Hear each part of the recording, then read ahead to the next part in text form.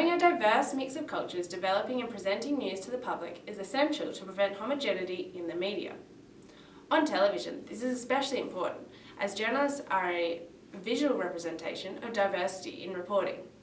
Currently, this diversity is lacking in the majority of television newsrooms worldwide, where minority employment doesn't reflect the ethnic makeup of society, meaning that large portions of the community go unrepresented on our screens. In Australia, government-funded channels ABC and SBS are considered to be the flagships of cultural diversity and representation. But a young producer for the ABC, called Mohammed Taha, believes there's still a long way to go. I would agree that the ABC is incredibly white, incredibly homogenous, and incredibly monocultural, but geographically ignorant as well. We need to see more diversity on a screen. We need to hear different voices. According to the 2011 census, 20% of the population are second-generation Australians, with at least one parent who was born overseas, and 20% of these spoke a language other than English at home.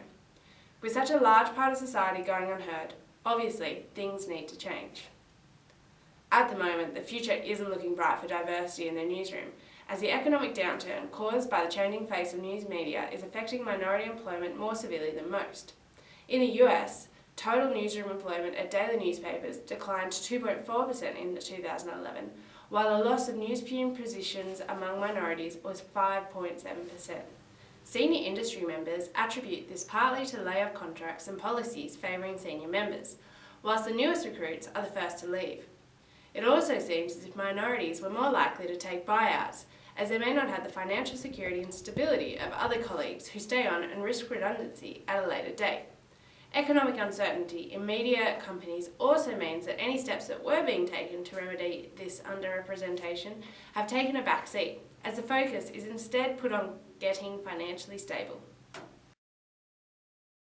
So, why is this issue important?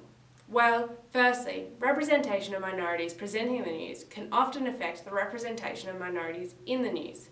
Susan Ford suggests that greater numbers of minority journalists working for the mainstream news media would improve coverage of ethnic and multicultural issues.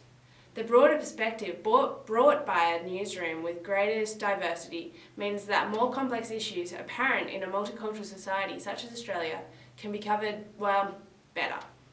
This is not tokenism or political correctness. This is about good journalism.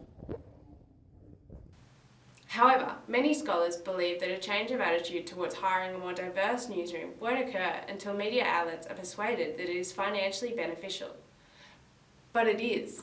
With legacy media in an economic flux due to the rise of online journalism, news programs are doing all they can to attract viewers back to their medium. At the moment, the minority audience is a virtually untapped demographic, and so if networks broaden their target audience, they could gather new viewers from this group of Australians.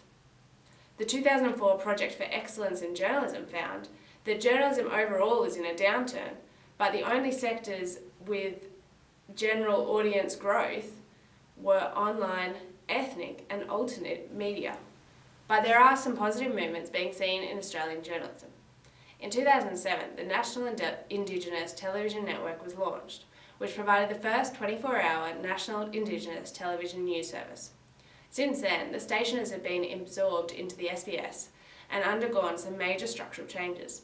The most recent in January, when it was announced that the channel's news program, NITV National News, would be remodelled into what New Matilda labelled a black version of Channel 10's The Project.